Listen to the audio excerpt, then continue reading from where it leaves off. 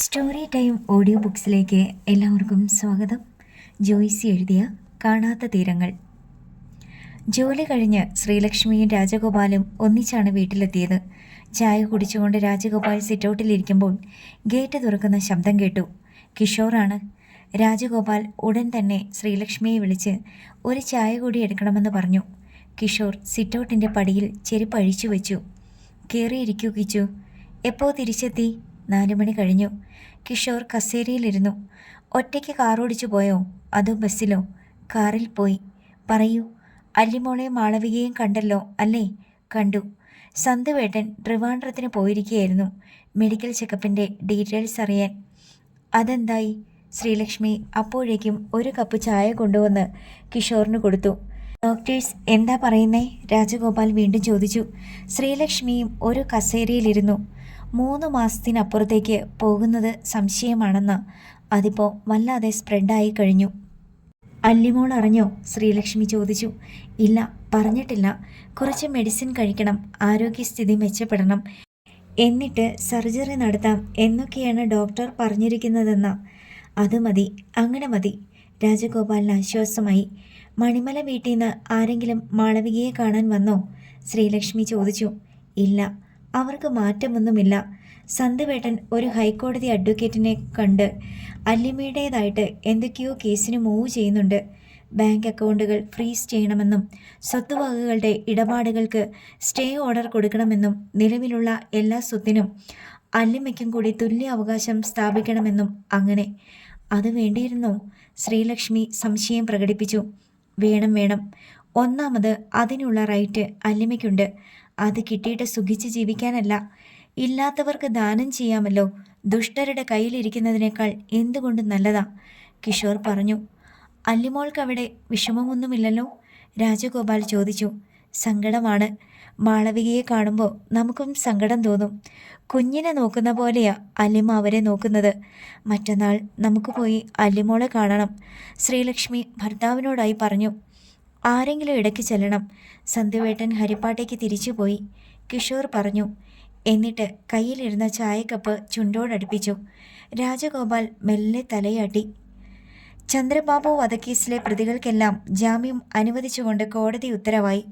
പോലീസിൻ്റെ കേസന്വേഷണം മിക്കവാറും പൂർത്തിയായി കഴിഞ്ഞിരുന്നു. ഒരു പോലീസ് സംഘം പോണ്ടിച്ചേരിയിൽ പോയും അന്വേഷണം നടത്തിയിട്ടുണ്ടായിരുന്നു.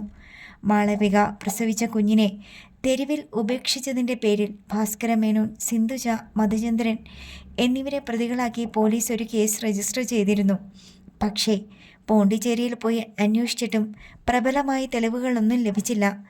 കുഞ്ഞിനെ തെരുവിൽ ഉപേക്ഷിച്ചത് തങ്ങളല്ലെന്നും അതേപ്പറ്റി യാതൊരു അറിവും ഇല്ല എന്നുമുള്ള നിലപാടിൽ തന്നെ ഭാസ്കരമേനോനും മധുവും തങ്കവും ഉറച്ചു നിന്നു.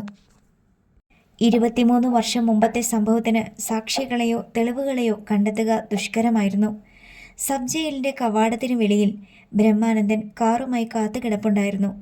അഡ്വക്കേറ്റ് ഹരീന്ദ്രനും ജഗന്നാഥക്കുറുപ്പും ഹേമചന്ദ്രനും കൂടി കാറിനടുത്തേക്ക് ചെന്നു. നിങ്ങളെ കൂട്ടിക്കൊണ്ടു പോകാൻ ആരും വന്നില്ലേ? ബ്രഹ്മാനന്ദൻ ഹേമചന്ദ്രനോട് ചോദിച്ചു. ഞങ്ങൾ ചിറക്കടവിലൊന്ന് കയറിയിട്ടേ പോകൂ. സാരമില്ല, ഞാൻ ടാക്സി പിടിച്ചു പോയിക്കോളാം. ശരി, എന്നാൽ അങ്ങനെയാകട്ടെ. കൂടെ കൂട്ടാൻ താല്പര്യമില്ലെന്നുള്ള മട്ടിൽ ബ്രഹ്മാനന്ദൻ പറഞ്ഞു. ഹേമചന്ദ്രൻ ടാക്സി സ്റ്റാൻഡിലേക്ക് പോയി. അവിടെ ചെന്നൊരു ടാക്സി വിളിച്ച് നേരെ മണിമലയ്ക്ക് തിരിച്ചു. കല്ലാറ്റുപടിക്കൽ വീടിൻ്റെ ഗേറ്റിന് മുന്നിൽ ടാക്സി നിന്നു. ഗേറ്റ് തുറക്കാൻ ഇറങ്ങിയ ടാക്സി ഡ്രൈവർ തിരികെ വന്ന് പറഞ്ഞു. സാറേ, താഴിട്ട് പൂട്ടിയേക്കുവാ. ഹേമചന്ദ്രൻ ഡോർ തുറന്നിറങ്ങി ഗേറ്റിൽ ചെന്ന് പരിശോധിച്ചു. സംഗതി ശരിയാണ്. വിക്കറ്റ് ഗേറ്റും താഴിട്ട് പൂട്ടിയിരിക്കുന്നു. അയാൾ വീടിന് നേർക്ക് നോക്കി. മുറ്റവും അങ്ങോട്ടുള്ള പാതയും കരിയിലകൾ കൊണ്ട് മൂടിയിരിക്കുന്നു. ആഴ്ചകളായി ആൾതാമസമില്ലാത്തതുപോലെ. അഞ്ജനയുടെ കാറും അവിടെ ഉണ്ടായിരുന്നില്ല. ഹരീന്ദ്രനും ജഗന്നാഥക്കുറുപ്പും ബ്രഹ്മാനന്ദൻ്റെ വീട്ടിലെത്തി ഊണ് കഴിച്ചു. ഭാവി പരിപാടികളെപ്പറ്റി സംസാരിച്ചു. മാങ്ങോട്ടുശ്ശേരി വക തറവാട്ട് സ്വത്തുക്കളിന്മേൽ പാതി അവകാശം ഉന്നയിച്ചുകൊണ്ട് അല്ലിമ കേസ് കൊടുത്തിട്ടുള്ള കാര്യം അറിഞ്ഞപ്പോൾ ഹരീന്ദ്രൻ പറഞ്ഞു. ചില്ലിക്കാശ് കൊടുക്കില്ല. എന്നെയും അച്ഛനെയും കൊലക്കേസിൽ പെടുത്തി ജയിലിൽ കയറ്റിയവൾക്ക് ഓഹരിയോ ഞാൻ ജീവനോടിരിക്കുമ്പോൾ കൊടുക്കില്ല. കേസ് നടക്കട്ടെ. എന്തെങ്കിലും കൊടുത്ത് കോംപ്രമൈസ് ആകാമെന്ന് ജഗന്നാഥക്കുറുപ്പ് പറഞ്ഞെങ്കിലും ഹരീന്ദ്രൻ വഴങ്ങിയില്ല. ഊണ് കഴിഞ്ഞ് അല്പം വിശ്രമിച്ച ശേഷം കാറിൽ അവർ മാങ്ങോട്ടുശ്ശേരിയിലേക്ക് തിരിച്ചു. മണിമലയാറിനു കുറുകെ പഴയിടം പാലം കടക്കുമ്പോൾ ഹരീന്ദ്രൻ 2-3 തവണ എക്കിളെടുത്തു. വെള്ളം വേണോ? ബ്രഹ്മാനന്ദൻ ചോദിച്ചു. വേണ്ടെന്ന് ഹരീന്ദ്രൻ കൈവീശി. പൊടുന്നനെ അയാൾ നെഞ്ചിൽ കൈയമർത്തി ഞെളിവിരി കൊണ്ടു. ദേഹം വെട്ടി വിയർത്തു. ബ്രഹ്മാനന്ദൻ കാർ വട്ടം തിരിച്ചു. നേരെ ഹോസ്പിറ്റലിലേക്ക്. ഹരീന്ദ്രൻ പ്രാണവേദനയിൽ കാറിനുള്ളിലിരുന്ന് പിടഞ്ഞു പൊളഞ്ഞു. കാഞ്ഞിരപ്പള്ളിയിലെ ഹോസ്പിറ്റലിൽ എത്തുമ്പോഴേക്കും അയാളുടെ പാരവശ്യം ശമിച്ചു തുടങ്ങിയിരുന്നു. ഇതിനിടയിൽ തന്നെ ബ്രഹ്മാനന്ദൻ ഹോസ്പിറ്റലിൽ വിളിച്ച് വിവരമറിയിച്ചതനുസരിച്ച് സ്ട്രെച്ചറുമായി 2 അറ്റൻഡർമാരും നേഴ്സും ഡോക്ടറും കാഷ്വാലിറ്റിക്ക് മുന്നിൽ കാത്തു നിൽക്കുന്നുണ്ടായിരുന്നു. കാർ സീറ്റിൽ കുഴഞ്ഞു കിടന്ന ഹരീന്ദ്രനെ താങ്ങിയെടുത്ത് സ്ട്രെച്ചറിൽ കിടത്തി. സ്ട്രെച്ചർ കാഷ്വാലിറ്റിയിലേക്ക് അതിവേഗം ഉരുണ്ടു. അവിടെത്തുമ്പോൾ ഹരീന്ദ്രന് ചലനമൊന്നുമില്ലായിരുന്നു. കാഷ്വാലിറ്റിയിലെ ഡോക്ടർ കൈത്തണ്ട പിടിച്ചു നോക്കിയിട്ട് പറഞ്ഞു, പൾസ് പോയല്ലോ. ഡിഫ്രിബില്ലേറ്റർ എടുത്ത് ഹരീന്ദ്രൻ്റെ നെഞ്ചിലമർത്തി ഷോക്ക് കൊടുത്ത് ഹൃദയം പ്രവർത്തിപ്പിക്കാനുള്ള ശ്രമവും ഒടുവിൽ വിഫലമായി. കാഷ്വാലിറ്റിക്ക് മുന്നിൽ ഉദ്യോഗത്തോടെ നിന്ന ജഗന്നാഥക്കുറുപ്പിനോടും ബ്രഹ്മാനന്ദനോടുമായി ഡ്യൂട്ടി ഡോക്ടർ തോമസ് ഐസക് പറഞ്ഞു, വി ആർ ഹെൽപ്ലെസ്. കാഷ്വാലിറ്റിയിലേക്ക് എത്തും മുമ്പേ കഴിഞ്ഞു. ബ്രഹ്മാനന്ദൻ വിശ്വാസം വരാതെ സ്തംഭിച്ചു നിന്നു. ഡോക്ടർ എന്താണ് പറഞ്ഞതെന്ന് മനസ്സിലാകാത്ത പോലെ ജഗന്നാഥക്കുറുപ്പ് അയാളുടെ നേർക്ക് പകച്ചു നോക്കിക്കൊണ്ടിരുന്നു. ചന്ദ്രബാബു വധക്കേസിലെ മുഖ്യപ്രതിയായി അറസ്റ്റ് ചെയ്യപ്പെട്ട് സബ് ജയിലിൽ പോയ ഹരീന്ദ്രൻ ആംബുലൻസിൽ മൃതദേഹമായി മാങ്ങോട്ടുശ്ശേരി തറവാട്ടിൽ മടങ്ങിയെത്തി. മാങ്ങോട്ടുശ്ശേരിയിൽ ബന്ധുമിത്രാദികളും നാട്ടുകാരും അന്തിമോപചാരം അർപ്പിക്കാൻ വന്നു പോയിക്കൊണ്ടിരുന്നു. ഹരിപ്പാട്ട് നിന്ന് ജയദേവൻ നമ്പ്യാരും രാജശ്രീയും എത്തി. പോണ്ടിച്ചേരിയിൽ നിന്ന് ഒരിക്കൽ കൂടി ഭാസ്കരമേനോനും മകനും വരേണ്ടി വന്നു. ജയദേവനോട് ഭാസ്കരമേനോൻ ചോദിച്ചു, തൻ്റെ മകൻ വന്നില്ലേ? പത്രപ്രവർത്തകൻ വരുമായിരിക്കും, എനിക്കറിയില്ല. അവനാണല്ലോ ഇതിനെല്ലാം കാരണക്കാരൻ. സ്വയം കൃതാനർത്ഥം. ജയദേവൻ നമ്പ്യാർ പതിയെ പറഞ്ഞു. ആണോ? മൺമറഞ്ഞു കിടന്നതെല്ലാം കുത്തിയിളക്കിക്കൊണ്ട് വന്നത് ആരാ? ഭാസിയമ്മാമ കണ്ണടച്ചിരുട്ടാക്കണ്ട. ഒരു ചെറുപ്പക്കാരനെ കൊന്നു കുഴിച്ചു മൂടി, ഒരു പെണ്ണിനെ മുഴുഭ്രാന്തിയാക്കി, ഒരു ചോരക്കുഞ്ഞിനെ തെരുവിൽ ഉപേക്ഷിച്ചു. ഇതെല്ലാം കണ്ടുപിടിക്കപ്പെട്ടതാണോ കുറ്റം? അതോ ഈ കുറ്റകൃത്യങ്ങളെല്ലാം ചെയ്തു കൂട്ടിയതോ? ഭാസ്കരമേനോൻ ജയദേവന്റെ മുഖത്ത് നിന്ന് നോട്ടം മാറ്റി. അടുത്ത നിമിഷം ഒരു പിടിവള്ളി കിട്ടിയ പോലെ പറഞ്ഞു, ബാലകൃഷ്ണന്റെ മരണത്തിനും അവനല്ലേ ഉത്തരവാദി? ബാലമാമ സൂയിസൈഡ് ചെയ്തെങ്കിൽ അത് കുറ്റബോധം കൊണ്ടായിരിക്കും, അല്ലെങ്കിൽ ജയിലിൽ കയറേണ്ടി വരുമല്ലോ എന്നുള്ള അഭിമാനക്ഷതം ഓർത്തിട്ട്. എല്ലാം ഭാസ്യാമ്മാമയ്ക്കും അറിയാമല്ലോ. അതോടെ ഭാസ്കരമേനോന് തീരെ മുഷിഞ്ഞു. സംസാരം നിർത്തി. മാങ്ങോട്ടുശ്ശേരിയിൽ പോകാൻ ആഗ്രഹമുണ്ടെന്ന് അലിമ ഫോൺ ചെയ്ത് പറഞ്ഞപ്പോൾ സന്ദീപ് ചോദിച്ചു, അതിൻ്റെ ആവശ്യമുണ്ടോ? എനിക്ക് കാണണം. ഇനി കാണാൻ പറ്റില്ലല്ലോ. അത്രയ്ക്ക് ആഗ്രഹം തോന്നാൻ തക്ക അടുപ്പമൊന്നുമില്ലല്ലോ. സ്നേഹം കൊണ്ടാണെന്ന് സന്ദീപേട്ടൻ വിചാരിച്ചോ? എൻ്റെ അമ്മയുടെ സഹോദരനാണല്ലോ എന്ന് വിചാരിച്ചിട്ടല്ല. എൻ്റെ അച്ഛനെ കൊന്നയാളല്ലേ. എൻ്റെ അമ്മയുടെ ജീവിതം ഭ്രാന്താലയത്തിലിട്ട് പൂട്ടിയ ആളല്ലേ. അലിമയുടെ കിതപ്പ് സന്ദീപ് ഫോണിലൂടെ കേട്ടു. അയാൾ മരിച്ചു കിടക്കുന്നത് എനിക്ക് കാണണം. ആ സ്വരത്തിലെ പക സന്ദീപിനെ അമ്പരപ്പിച്ചു. നീ ഇങ്ങനെയൊന്നും ആയിരുന്നില്ലല്ലോ അല്ലി. ആയിരുന്നില്ല. എല്ലാവരോടും അലിവും സ്നേഹവും മാത്രമുണ്ടായിരുന്നവളാ ഞാൻ. എൻ്റെ അച്ഛനെ കൊന്നവരാണെന്ന് അറിഞ്ഞിട്ട് പോലും എനിക്കവരോട് ദേഷ്യമില്ലായിരുന്നു. ദുരഭിമാനക്കൂടുതൽ കൊണ്ട് ചെയ്തതാണല്ലോ എന്ന് കരുതി. അലിമയൊന്ന് നിർത്തി ദീർഘനിശ്വാസം എടുത്തിട്ട് പറഞ്ഞു, പക്ഷേ എൻ്റെ അമ്മയെ കണ്ട ശേഷം എനിക്കവരോടൊന്നും ഒരലിവുമില്ല. അവരോടൊരിക്കലും ഞാൻ ക്ഷമിക്കില്ല. സന്തുവേട്ടൻ മല്ലികച്ചിറ്റയെന്ന് വിളിക്കുന്ന ആ സ്ത്രീ ഉണ്ടല്ലോ, അവരോട് പോലും. അല്ലിമയുടെ സ്വരത്തിന് മൂർച്ചയേറി വന്നു. പക്ഷേ നീയും ഞാനും മാങ്ങോട്ടുശ്ശേരിയിലേക്ക് ചെല്ലുന്നത് അവരെ പ്രകോപിപ്പിക്കും. മണിമലക്കാർ മുഴുവൻ ആ വീട്ടിലും പരിസരത്തുമുണ്ടാകും. സന്തുവേട്ടൻ വരണ്ട. എന്നെ ആ വീടിൻ്റെ ഗേറ്റ് വരെ എത്തിച്ചാൽ മതി. നിനക്കെതിരെ എന്തെങ്കിലും കയ്യേറ്റമുണ്ടായാലോ അല്ലി? അവരെന്നെ കൊല്ലുമോ? കൊല്ലട്ടെ. നമ്മൾ ഇത്രയ്ക്കൊക്കെ ഇമോഷണൽ ആകേണ്ട കാര്യമുണ്ടോ? സന്തുവേട്ട, എൻ്റെ അമ്മയുടെ മുഖം കാണുമ്പോൾ എൻ്റെ മനസ്സിൽ എന്താണെന്ന് സന്തുവേട്ടൻ അറിയോ? അമ്മയെ ഈ നിലയിലാക്കിയവരെ കൊല്ലാനുള്ള ശക്തി എനിക്ക് കിട്ടണേന്ന്. സന്ദീപ് നിമിഷങ്ങളോളം ഫോണും കയ്യിൽ പിടിച്ച് മിണ്ടാതെ നിന്നു. എനിക്കിത് മാത്രം കണ്ടാൽ പോരാ സന്തുവേട്ട. അയാളുടെ അച്ഛൻ മരിച്ചു കിടക്കുന്നതും കാണണം. എന്നാലേ എൻ്റെ മനസ്സിലെ തീ കെടൂ. കിളിമാനൂർ വന്ന് നിന്നെ മണിമലയ്ക്ക് കൊണ്ടുപോകുമ്പോഴത്തേക്കും സമയം പോകും. അതിനകം ശവദാഹം നടക്കും. എന്നെ കൂട്ടാനൊന്നും ആരും വരണ്ട. ഞാനൊരു ബസ്സിൽ കയറി വന്നോളാം. സന്ധ്യവേട്ടൻ അവിടെ വരുന്നുണ്ടെങ്കിൽ കാണാലോ എന്ന് വിചാരിച്ച് വിളിച്ചതാ. ബസ്സിൽ കയറി തനിയെ വരാനോ? അതൊന്നും സാരമില്ല സന്ധ്യവേട്ട, ഞാൻ വെയ്ക്കട്ടെ. വൈകിട്ട് തിരിച്ചെത്തേണ്ടതാ. ഇപ്പം തന്നെ ഇറങ്ങണം. ശരി എന്ന് പറഞ്ഞ് സന്ദീപ് കോൾ കട്ട് ചെയ്തു. 2 നിമിഷം ആലോചിച്ചിട്ട് അയാൾ രാജഗോപാലിനെ വിളിച്ചു. മറുവശത്ത് ഫോൺ എടുത്തപ്പോൾ സന്ദീപ് തിടുക്കപ്പെട്ട് പറഞ്ഞു, അങ്കിൾ, അല്ലി മണിമലയ്ക്ക് പോകാൻ റെഡിയായി നിൽക്കുന്നു. എന്തിന്? രാജഗോപാൽ ആശ്ചര്യപ്പെട്ടു. സന്ദീപ് സംഗതി വിശദീകരിച്ച് കൊടുത്തു. എന്നിട്ട് പറഞ്ഞു, അങ്കിൾ അവളെ വിളിച്ച് പോകരുതെന്ന് പറ. എന്തിനാ വെറുതെ കടന്നൽ കൂട്ടിലേട്ട് കല്ലെറിയുന്നേ? അവൾ പോയിട്ട് വരട്ടെ സന്ദീപ്. നമ്മൾ വിചാരിക്കുന്ന പോലെയല്ല ഇപ്പോൾ അവളുടെ മനസ്സ്. അങ്കിളെ, ഒറ്റയ്ക്ക് അവളെവിടെ ചെന്നാൽ എന്തെങ്കിലും കുഴപ്പമുണ്ടായാൽ? ഞാനും ശ്രീലക്ഷ്മിയും കൂടി മണിമലയ്ക്ക് പോകാം. അവിടെ വെച്ച് അല്ലി മോളെ പിക്ക് ചെയ്തോളാം. കിളിമാനൂരിൽ കൊണ്ടുചെന്ന് വിടുകയും ചെയ്യാമല്ലോ. അതാ അങ്കിളെ നല്ലത്. എനിക്കാണെങ്കിൽ ഓഫീസിൽ നിന്ന് പോരാൻ പറ്റാത്ത അവസ്ഥയാണ്. ഇത്രയും നാൾ റിപ്പോർട്ടിങ്ങിൻ്റെയും സ്റ്റോറിയുടെയും ഒക്കെ പേരിൽ ഓൺ ഡ്യൂട്ടി അനുവദിച്ചു തന്നു. ഇനി പുതിയ സ്റ്റോറിയൊന്നും പറയാനില്ലല്ലോ. ഞാൻ നോക്കിക്കൊള്ളാം സന്ദീപ്. ഞങ്ങളല്ലേ അവളുടെ ലോക്കൽ ഗാർഡിയൻസ്. രാജഗോപാൽ അല്ലിമയുടെ ഉത്തരവാദിത്തം ഏറ്റെടുത്തതോടെ സന്ദീപിന് സമാധാനമായി. പൊൻകുന്നം ബസ് സ്റ്റാൻഡിൽ ബസ് ഇറങ്ങിയിട്ട് 10 മിനിറ്റേ അല്ലിമയ്ക്ക് കാത്തു നിൽക്കേണ്ടി വന്നുള്ളൂ. രാജഗോപാലും ശ്രീലക്ഷ്മിയും കാറിലെത്തി അവളെ കൂടെ കൂട്ടി. ഇടയ്ക്കിടെ മൊബൈലിൽ ബന്ധപ്പെട്ടുകൊണ്ടിരുന്നതിനാൽ എല്ലാം കൃത്യമായി നടന്നു. അല്ലിമയെ സൂക്ഷിച്ച് നോക്കിയിട്ട് ശ്രീലക്ഷ്മി പറഞ്ഞു, വല്ലാണ്ടങ്ങ് ക്ഷീണിച്ചു പോയല്ലോ മോളെ. മനപ്രയാസം കൊണ്ടാ, അല്ലിമ പറഞ്ഞു. മാളവികയുടെ അടുത്ത് ആരുണ്ട്? ഒരു നേഴ്സിംഗ് അസിസ്റ്റന്റിനെ എല്ലാം പറഞ്ഞേൽപ്പിച്ചിട്ട് പോന്നു. മണിമല പാലം കടന്ന് മാങ്ങോട്ടുശ്ശേരിക്കുള്ള റോഡിലേക്ക് തിരിഞ്ഞപ്പോൾ മുതൽ പാതയോരത്ത് വാഹനങ്ങളുടെ നീണ്ട നിര കാണായി. ഇവിടെങ്ങാനും പാർക്ക് ചെയ്തിട്ട് നടന്നു പോകേണ്ടി വരുന്നു തോന്നുന്നു, രാജഗോപാൽ പറഞ്ഞു. നടന്നാൽ ഇപ്പോഴെങ്ങും എത്തില്ലച്ച, കാറിൽ തന്നെ പോകാം. ഒടുവിൽ മാങ്ങോട്ടുശ്ശേരി തറവാടിൻ്റെ ഗേറ്റിന് മുൻപിലെത്തി.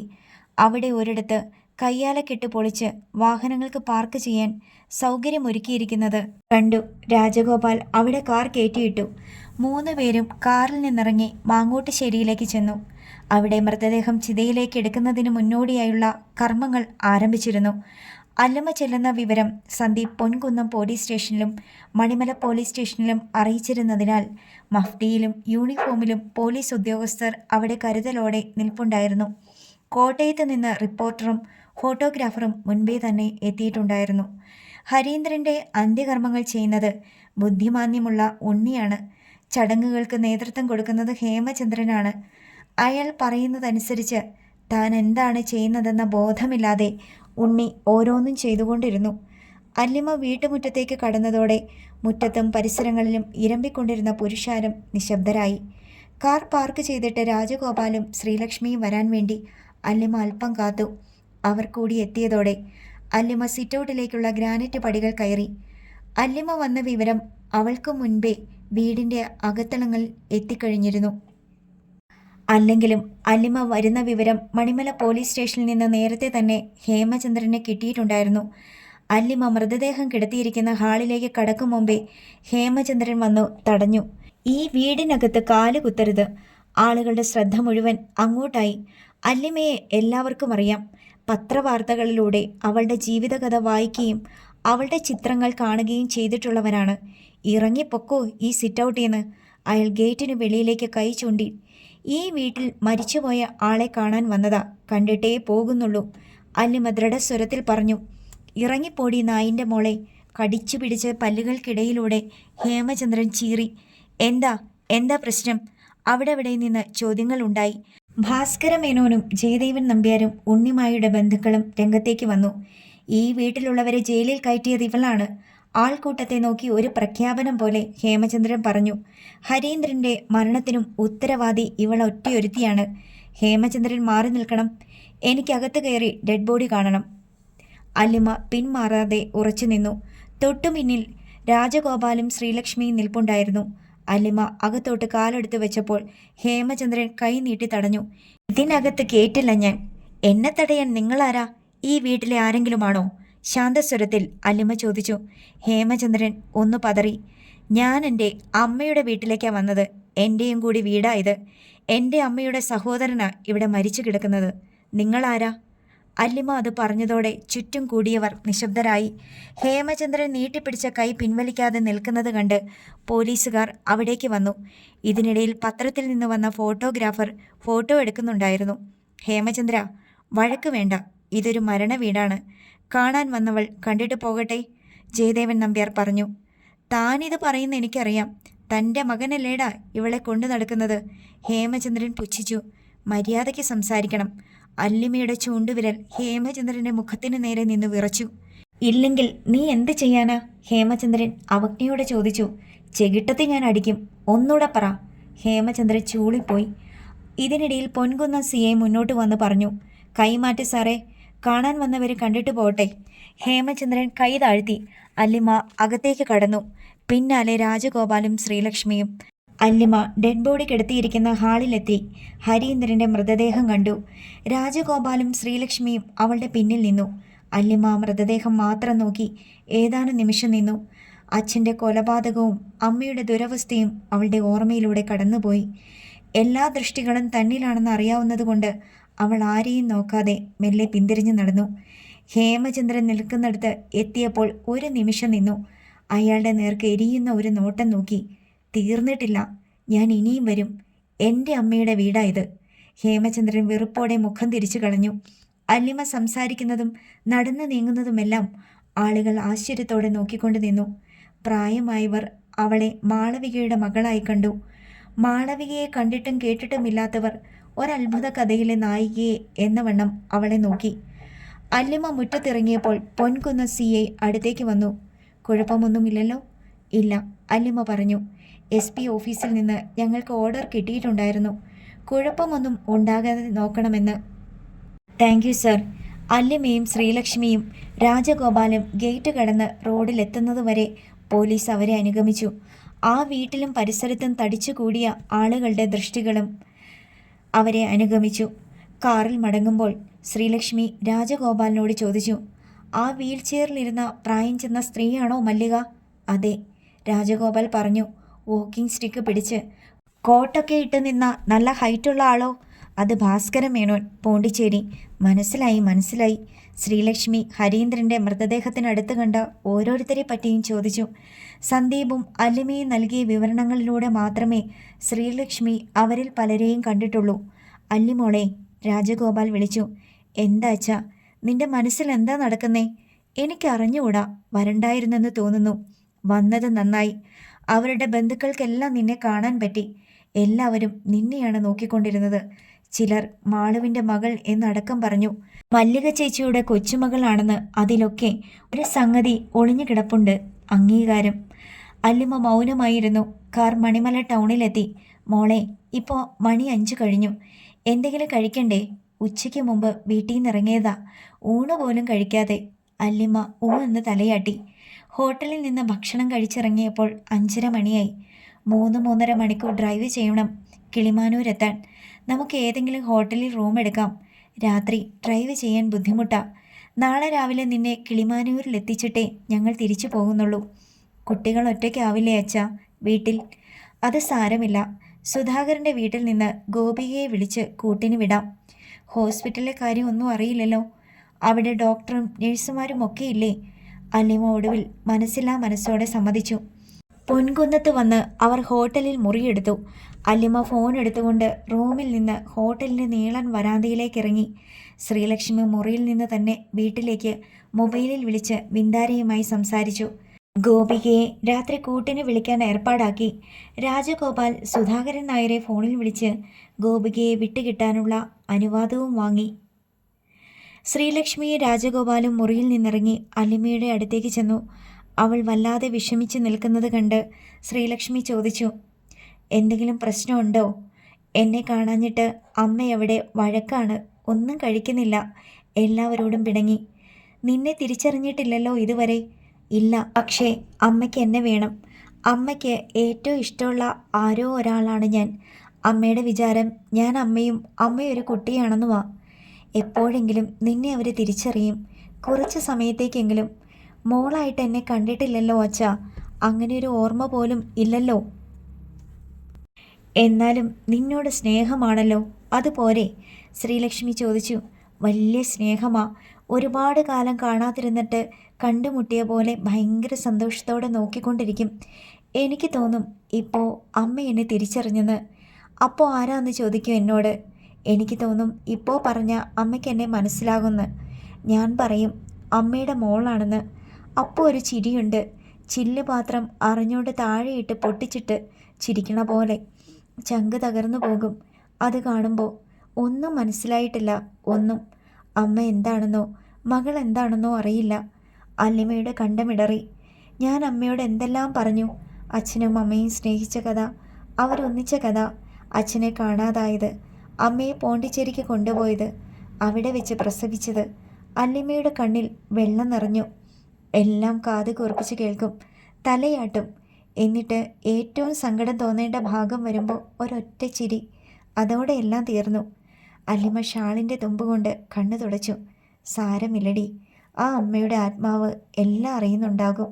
ശ്രീലക്ഷ്മി അവളുടെ തോളോട് ചേർന്ന് നിന്ന് സ്വാതന്ത്ര്യം പകർന്നു. രാജഗോപാലും ശ്രീലക്ഷ്മിയും അല്ലിമയും കൂടി അതിരാവിലെ പുറപ്പെട്ടുവെങ്കിലും കിളിമാനൂരിലെത്തിയപ്പോൾ സമയം 9 മണിയോടടുത്തിരുന്നു. ഹോസ്പിറ്റലിൻ്റെ പാർക്കിംഗ് ഏരിയയിൽ കാർ നിർത്തിയ ഉടൻ അല്ലിമ ഇറങ്ങി. ഇനി പൊയ്ക്കോട്ടോ, ഇപ്പോൾ വിട്ട ഉച്ചയ്ക്ക് മുമ്പ് എറണാകുളത്ത് എത്താലോ, അല്ലിമ പറഞ്ഞു. അതെന്താ മോളെ, ഇവിടെ വരെ വന്നിട്ട് മാളവികയെ കാണാതെ പോകാനോ? രാജഗോപാൽ ചോദിച്ചു. അച്ഛനും അമ്മയ്ക്കും ബുദ്ധിമുട്ടാവുമല്ലോ എന്ന് വിചാരിച്ച് പറഞ്ഞതാ. ബുദ്ധിമുട്ടായല്ലോ, ലക്ഷ്മി പറഞ്ഞു. ബിന്ദുവിനെയും വിഷുവിനെയുംക്കാൾ ബുദ്ധിമുട്ടിയാ ഞങ്ങൾ നിന്നെ വളർത്തിയത്. മണിമലയ്ക്ക് നീ പുറപ്പെട്ടപ്പോൾ പല കാര്യങ്ങളും വേണ്ടെന്ന് വെച്ച് ബുദ്ധിമുട്ടി തന്നെയാ നിൻ്റെ അച്ഛൻ കാർ ഓടിച്ച് മണിമലയ്ക്ക് വന്നതും നിന്നെ ഇവിടെ എത്തിച്ചതും. സോറി അമ്മേ, ഞാനതൊന്നും ഉദ്ദേശിച്ച് പറഞ്ഞതല്ല കേട്ടോ. അല്ലിമയോടൊപ്പം രാജഗോപാലും ശ്രീലക്ഷ്മിയും ഹോസ്പിറ്റലിൽ കയറി. സ്റ്റാഫ് നേഴ്സ് രേണുക അല്ലിമയെ കണ്ടപ്പോഴേ പറഞ്ഞു, വേഗം ചെല്ല്. അമ്മയെ കാണാഞ്ഞിട്ട് കുഞ്ഞിന് ഭയങ്കര വഴക്ക്. തെല്ലൊരു വേവലാതിയോടെയാണ് അല്ലിമ മാളവികയെ കിടത്തിയിരുന്ന മുറിയിലേക്കെത്തിയത്.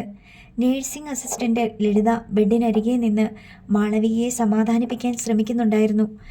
അല്ലിമയെ കണ്ടപ്പോൾ ലളിതയ്ക്ക് ആശ്വാസമായി. വന്നല്ലോ, സമാധാനമായി.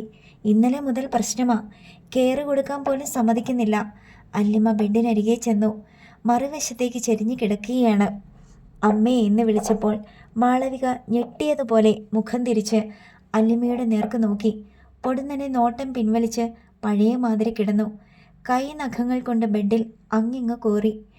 അല്ലിമ ബെഡിലിരുന്ന് തോളത്ത് കൈവച്ച് മെല്ലെ ഉലച്ചു വിളിച്ചെങ്കിലും മാളവിക പിണങ്ങി തന്നെ കിടന്നു.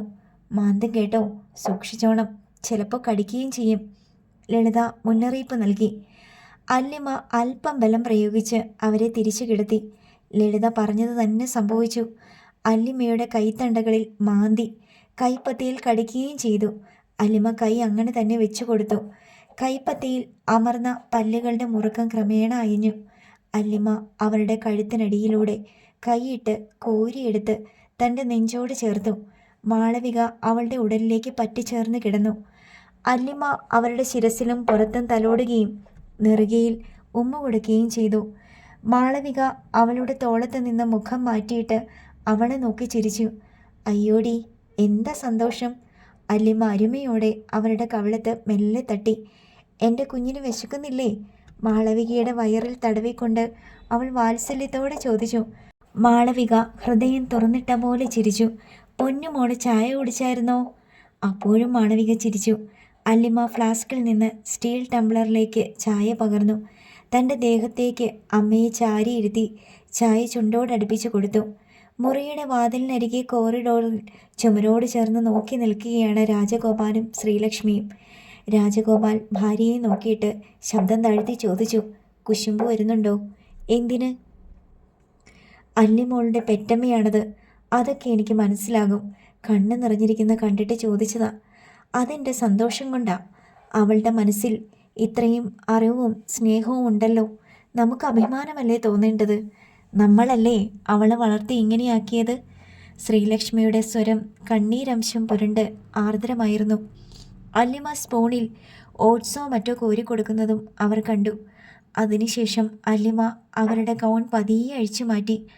അണ്ടർപാടുകൾ നീക്കം ചെയ്യുന്നതിന് മുമ്പ് വാതിൽക്കിലേക്ക് വന്ന് അവൾ പറഞ്ഞു, അച്ഛനും അമ്മയും നിൽക്കണ്ട, പൊയ്ക്കോ, എനിക്കിനിയും കുറേ ജോലിയുണ്ട്. എടുത്തുകൊണ്ട് പോയി കഴുകിക്കണം, കുളിപ്പിക്കണം, തുടയ്ക്കണം. ശരി, ഞങ്ങൾ പോയിക്കൊള്ളാം, രാജഗോപാൽ പറഞ്ഞു. അമ്മയ്ക്ക് എന്നോട് ദേഷ്യമുണ്ടോ? അല്ലിമ ശ്രീലക്ഷ്മിയോട് ക്ഷമാപണ സ്വരത്തിൽ ചോദിച്ചു. ഇല്ലടി മോളെ, നീ അവരെ ശുശ്രൂഷിക്കുന്ന കണ്ട് മനസ്സ് നിറഞ്ഞു നിൽക്കുക. അവരുടെ സ്ഥാനത്ത് ഞാനാണെങ്കിലും നീ ഇങ്ങനെ തന്നെ നോക്കില്ലേ? അല്ലിമ ലക്ഷ്മിയുടെ കൈപ്പത്തി പിടിച്ച് ആ കൈവെള്ളയിൽ ഉമ്മ വെച്ചു. എനിക്ക് എന്നെ പ്രസവിച്ച അമ്മയുടെ സ്നേഹം കിട്ടിയിട്ടില്ല, ഇനി കിട്ടാനും പോണില്ല. കിട്ടിയാലും ഈ അമ്മ എനിക്ക് തന്നിട്ടുള്ള സ്നേഹത്തിന് പകരമാകുമോ അത്? ഒരിക്കലുമില്ല. അല്ലിമയുടെ കണ്ടമിടറി. ശ്രീലക്ഷ്മി അവളുടെ നെറ്റിയിൽ തലോടി. പോട്ടെ മോളെ, ഇനിയും വരാം. രാജഗോപാലും ശ്രീലക്ഷ്മിയും യാത്രയായി. വൈകുന്നേരം 4 മണിയോടെ അനിബാബു ഹോസ്പിറ്റലിലെത്തി അല്ലിമയെ കണ്ടു. മാളവികയുടെ സുഖവിവരങ്ങൾ ആരാഞ്ഞു. സന്ദർശന സമയമല്ലാതിരുന്നിട്ടും ഡോക്ടറുടെ പ്രത്യേക അനുമതിയോടെ അല്ലിമ അയാളെ മാളവികയുടെ മുറിയിലേക്ക് കൂട്ടിക്കൊണ്ടുപോയി. അനിബാബു കുറച്ചു സമയം മാളവികയെ നോക്കിക്കൊണ്ടു നിന്നു. അയാൾ ഇടയ്ക്കിടെ വിസമ്മത രൂപേണ തലയാട്ടുന്നുണ്ടായിരുന്നു. ചന്ദ്രബാബു സ്നേഹിച്ച പെൺകുട്ടിയുടെ ചിത്രം അയാളുടെ മനസ്സിൽ മായാതെ കിടപ്പുണ്ട്.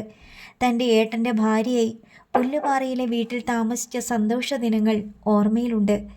ചന്ദ്രബാബുവിൻ്റെ തിരോധാനത്തിന് ശേഷം പെരിയാർ വാലിയിലെ വീട്ടിൽ ദുഃഖിതയായി കഴിഞ്ഞുകൂടിയ ഗർഭിണി കൂടിയായിരുന്ന മാളവികയുടെ ചിത്രവും മനസ്സിലുണ്ട്. എന്നാൽ ഇപ്പോഴത്തെ കാഴ്ച അയാളുടെ എല്ലാ പ്രതീക്ഷകളെയും അസ്തമിപ്പിച്ചു. പുതിയ മുറിയും വൃത്തിയുള്ള സാഹചര്യങ്ങളും മെച്ചപ്പെട്ട ചികിത്സാ സൗകര്യങ്ങളും അല്ലിമയുടെ ശുശ്രൂഷയും എല്ലാം ഉണ്ടായിരുന്നിട്ടും ആയുസ്സിൻ്റെ വഴിയിൽ ഒരു വെളിച്ചവും അനിബാബുവിന് കാണാൻ കഴിയുന്നില്ല. അയാൾ പലതരം രോഗികളെ കണ്ടിട്ടുണ്ട്, പല മരണങ്ങൾ കണ്ടിട്ടുണ്ട്. ഡോക്ടർമാരെന്താ പറയുന്നേ? അനിബാബു അല്ലിമയോട് ചോദിച്ചു. ആരോഗ്യം വീണ്ടും കിട്ടിയ ഓപ്പറേഷൻ നടത്താമെന്ന്. പക്ഷേ ശരിയാകുന്നില്ല. അനിബാബു മൂളി. അയാൾ തിരികെ പോകുമ്പോൾ കോറിഡോറിലൂടെ ഹോസ്പിറ്റൽ റിസപ്ഷൻ വരെ അല്ലിമ കൂടെ ചെന്നു. അയാൾ കുറച്ച് രൂപ അല്ലിമയെ ഏൽപ്പിച്ചു. ഇതെന്തിനാ? ഇവിടെ ചിലവൊക്കെ ഇല്ലേ? ഇതൊന്നും വേണ്ടെന്നേ, എനിക്ക് വീട്ടിൽ നിന്ന് പൈസ തരുന്നുണ്ട്, അല്ലിമ പറഞ്ഞു. എന്നാലും വെച്ചോ, നിന്റെ കൊച്ചച്ഛൻ തരുന്നതല്ലേ. അല്ലിമ പിന്നെ നിരാകരിച്ചില്ല. എന്താവശ്യമുണ്ടെങ്കിലും എന്നെ വിളിച്ച് പറയാൻ മടിക്കരുത്. പൈസ ഇല്ലെന്നോർത്ത് വിഷമിക്കണ്ട, ഞാൻ എവിടെ നിന്നെങ്കിലും സംഘടിപ്പിച്ച് തരും. ആൾ സഹായം വേണമെങ്കിൽ അതും ഞാൻ പറഞ്ഞോളാം. തരാനുള്ള മനസ്സുണ്ടല്ലോ, അത് മതി. ആശുപത്രിയിൽ എത്ര നാൾ ഇങ്ങനെ കഴിയും? ചൈനയിൽ നിന്ന് ഇപ്പോൾ ഒരു രോഗം പൊട്ടിപ്പുറപ്പെട്ടിട്ടുണ്ട്, കൊറോണ. ഓ, അത് ചൈനയിലല്ലേ? നമുക്കെന്താ? അത് വലിയ കുഴപ്പമായിട്ട് വരുമെന്നാ പത്രത്തിലൊക്കെ കാണുന്നേ. നമ്മുടെ രാജ്യത്തോട്ട് വരുമോ? അനേകം കിലോമീറ്റർ ദൂരെയല്ലേ ചൈന? എനിക്കറിഞ്ഞുകൂടാ, ഞാൻ പറഞ്ഞെന്നേയുള്ളൂ. പോയിക്കോട്ടെ. യാത്ര പറഞ്ഞ് അനിബാബു പോയി. സോഫിയുടെ IELTS കോഴ്സിൻ്റെ പരീക്ഷയുടെ സമയമായി. കിഷോറാണ് എക്സാമിനേഷൻ ഫീസ് അടച്ചതും പരീക്ഷയ്ക്ക് സോഫിയെ നിർബന്ധിച്ചതും. സോഫിയയ്ക്ക് അടുത്ത തവണ പരീക്ഷയ്ക്കിരുന്നാൽ മതിയെന്നായിരുന്നു. ഞാനല്ലേ പൈസ മുടക്കുന്നേ? നീ തോറ്റിട്ട് എൻ്റെ പൈസ നഷ്ടപ്പെടുമെങ്കിൽ ഞാനതങ്ങ് സഹിച്ചേക്കാം. സോഫിയേക്കാൾ കിഷോറിനായിരുന്നു ആത്മവിശ്വാസം. പരീക്ഷ പാസ്സായാൽ ഉടൻ സോഫിയയ്ക്ക് കാനഡയിലേക്ക് പോകാനുള്ള ഒരുക്കങ്ങളും കിഷോർ തന്നെ ഏറ്റെടുത്ത് നടത്തുന്നുണ്ടായിരുന്നു. സോഫിയ പരീക്ഷ പാസ്സായി കഴിഞ്ഞാൽ 1 മാസത്തിനുള്ളിൽ വിസ കിട്ടത്തക്ക വിധം എല്ലാ തയ്യാറെടുപ്പുകളും കിഷോർ നടത്തി. കൂട്ടത്തിൽ ആലങ്ങാട് സബ് രജിസ്ട്രാർ ഓഫീസിൽ വിവാഹം രജിസ്റ്റർ ചെയ്യാനുള്ള അപേക്ഷയും നൽകി. സോഫിയ IELTS പരീക്ഷ 7.5 എന്ന സ്കോറിൽ പാസ്സായി. അപ്പോഴേക്കും കോവിഡ് എന്ന പകർച്ചവ്യാധി അനേകായിരം പേരുടെ ജീവൻ കവർന്നെടുത്തുകൊണ്ട് ലോകമെങ്ങും വ്യാപിച്ചു കഴിഞ്ഞു. മുഖത്ത് മാസ്ക് ധരിച്ചുകൊണ്ട് ഇന്ത്യൻ വിമാനത്താവളങ്ങളിൽ വരികയും പോവുകയും ചെയ്യുന്നവരുടെ ചിത്രങ്ങൾ പത്രങ്ങളിലും വാട്സപ്പ് മീഡിയകളിലും മറ്റ് സോഷ്യൽ മീഡിയകളിലും വന്നു തുടങ്ങി. വൈകാതെ കേരളത്തിലുമെത്തി കോവിഡ് എന്ന പകർച്ചവ്യാധി. സോഫിയയുടെ വിദേശ ജോലി എന്ന സ്വപ്നത്തിനുമേൽ വൈറസ് ഭീതിയുടെ നിഴൽ വീണു. മാങ്ങോട്ടുശ്ശേരിയിൽ ഹരീന്ദ്രൻ്റെ ഭാര്യ ഉണ്ണിമായ അനുജത്തിയെ കൂട്ടിക്കൊണ്ടുവരാൻ ബ്രഹ്മാനന്ദൻ്റെ ഒപ്പം നെടുമ്പാശ്ശേരി എയർപോർട്ട് വരെ പോയിട്ടുണ്ടായിരുന്നു. വിദ്യാമണിക്ക് ഇറ്റലിയിലായിരുന്നു ജോലി. വീട്ടിലെത്തി ഏതാനും ദിവസങ്ങൾക്കുള്ളിൽ വിദ്യാമണിക്ക് ശാരീരിക അസ്വസ്ഥങ്ങളും പനിയും ആരംഭിച്ചു. ഹോസ്പിറ്റലിലെത്തി പരിശോധനയ്ക്ക് വിധേയയായപ്പോൾ കോവിഡ് ബാധിതയാണ് എന്ന് തെളിഞ്ഞു. വിദ്യാമണി എയർപോർട്ടിൽ വന്നതു മുതലുള്ള സഞ്ചാരത്തിൻ്റെയും സന്ദർശനങ്ങളുടെയും റൂട്ട് മാപ്പ് ഗവൺമെൻറ് അധികൃതർ ശേഖരിച്ചു. വിദ്യാമണിയുമായി നേരിട്ട് സമ്പർക്കം പുലർത്തിയവരെല്ലാം നിരീക്ഷണത്തിലാക്കി, ക്വാറന്റൈൻ ഏർപ്പെടുത്തി. തുടർന്നു വന്ന ദിവസങ്ങളിലെ വിശദമായ പരിശോധനകളിൽ വിദ്യാമണിയുടെ അച്ഛൻ ഉണ്ണിമായ, ജഗന്നാഥക്കുറുപ്പ്, വിദ്യാമണിയുടെ അമ്മ എന്നിവർ രോഗബാധിതരാണെന്ന് തെളിയുകയും ഹോസ്പിറ്റലിൽ പ്രത്യേക പരിചരണ വിഭാഗത്തിൽ പ്രവേശിപ്പിക്കപ്പെടുകയും ചെയ്തു. ഒരാഴ്ചയ്ക്കുള്ളിൽ ജഗന്നാഥക്കുറുപ്പിൻ്റെ രോഗനില വഷളായി. വെന്റിലേറ്ററിൽ 5 ദിവസം മരണത്തോട് മല്ലിട്ട് കിടന്ന ജഗന്നാഥക്കുറുപ്പ് ഒടുവിൽ ആ മഹാസത്യത്തിനു മുന്നിൽ കീഴടങ്ങി. ജഗന്നാഥക്കുറുപ്പിൻ്റെ കോവിഡ് മരണം കേരളത്തിൽ അങ്ങോളം ഇങ്ങോളം എന്നല്ല ഇന്ത്യ ഒട്ടാകെ വലിയ വാർത്തയായെങ്കിലും കൊറോണ വൈറസുകൾ ജീവൻ കവർന്നെടുത്ത അയാളുടെ ജഡം പൊതുശ്മശാനത്തിൽ ആചാരവിധികളേതുമില്ലാതെ ചത്ത നായയുടെ ജഡമെന്ന പോലെ കുഴിച്ചിടപ്പെട്ടപ്പോൾ അന്ത്യോപചാരം അർപ്പിക്കാനോ ഒരിറ്റ് കണ്ണീർ പൊഴിക്കാനോ ബന്ധുമിത്രാദികൾ ആരുമുണ്ടായിരുന്നില്ല. ആലപ്പുഴ ബോട്ട് ജെട്ടിക്ക് സമീപമുള്ള ഗ്രീൻ പാർക്ക് ഹോട്ടലിൻ്റെ പാർക്കിംഗ് ഗ്രൗണ്ടിൽ കാർ പാർക്ക് ചെയ്തിട്ട് സന്ദീപ് ഇറങ്ങി.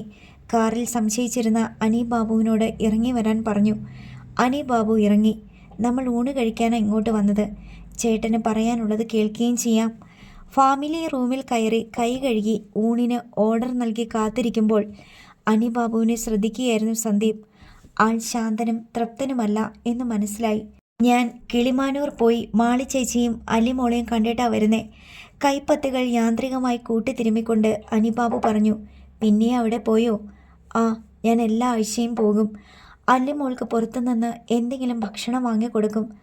അവൾക്ക് വേറെ കിട്ടാഞ്ഞിട്ടല്ല, നമ്മളെ കൊണ്ട് അതൊക്കെയല്ലേ പറ്റത്തുള്ളൂ. അത് നല്ലതാ, ഞാനും ഇടയ്ക്ക് പോയി കാണാറുണ്ട്. അല്ലിമോള് പറഞ്ഞു. മാളിച്ചേച്ചിയുടെ കാര്യം ഇനി ശരിയാകുമെന്ന് തോന്നുന്നില്ല. അതാദ്യമേ തന്നെ ഡോക്ടർ സൂചിപ്പിച്ചിരുന്നു, സന്ദീപ് വെളിപ്പെടുത്തി. അല്ലിയെ വിഷമിപ്പിക്കണ്ടല്ലോ എന്ന് കരുതിയ ഒന്നും വിട്ടു പറയാത്തത്. അവൾക്കും മനസ്സിലായെന്ന് തോന്നുന്നു. വലിയ സങ്കടമാ. മാളിച്ചേച്ചിക്ക് ക്ഷീണക്കൂടുതലല്ലേ? ഇപ്രാവശ്യം കണ്ടപ്പോൾ തീരെ പോയി. നിറമൊക്കെ മങ്ങി. അല്ലിമോൾ എപ്പോഴും കെട്ടിപ്പിടിച്ചുകൊണ്ടിരുന്ന കൊച്ചു കുഞ്ഞിൻ്റെ മാതിരി കിടന്നോളും. വേദന വരുമ്പോൾ കരയും. ഈ ഇടയ്ക്ക് വേദന കൂടുതലാ. 2 കൈകൊണ്ടും അല്ലിമോളെ അള്ളി പിടിച്ചുകൊണ്ട് വില്ലുമാതിരി വളഞ്ഞു പൊളയും. അവളുടെ കൈയും പുറവും മുഴുവൻ നഖം കൊണ്ട് മുറിഞ്ഞ പാടുകളാ.